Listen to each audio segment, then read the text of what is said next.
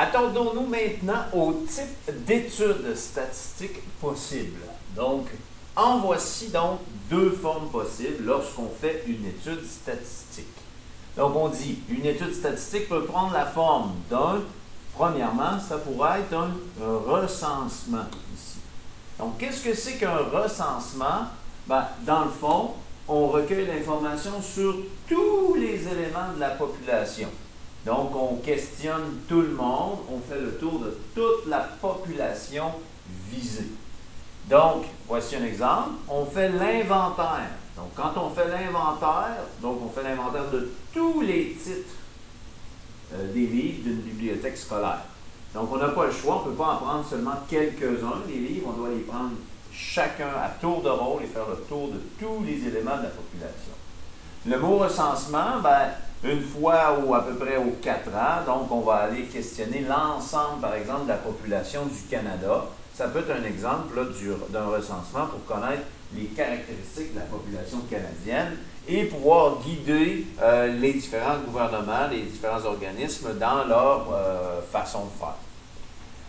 Alors, les recensements, on comprend que ça peut être long et coûteux. C'est pour ça qu'on ne fait pas ça très souvent.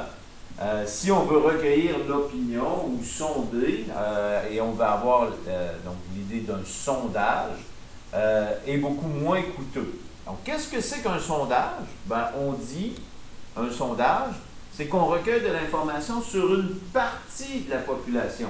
Donc, on vise, comme on disait tout à l'heure, un échantillon.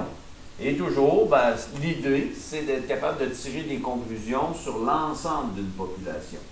Donc, on espère qu'en questionnant un certain nombre de personnes, un échantillon, on aboutisse aux mêmes conclusions que si on avait fait un recensement en questionnant tout le monde.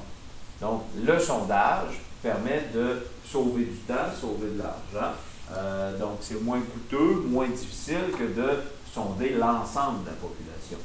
Bien sûr, il faut s'assurer que notre sondage est fait de façon efficace. On parlera un peu plus tard des méthodes d'échantillonnage pour s'assurer d'avoir un échantillon qui est représentatif.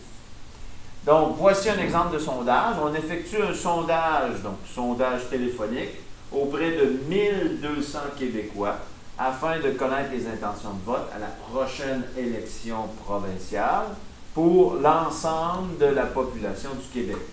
Donc, en questionnant 120 Québécois, on espère que ces 120 Québécois, pas 120, mais 1200 Québécois représentent ici la population du Québec.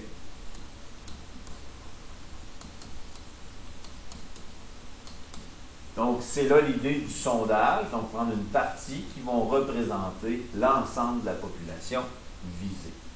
Voilà.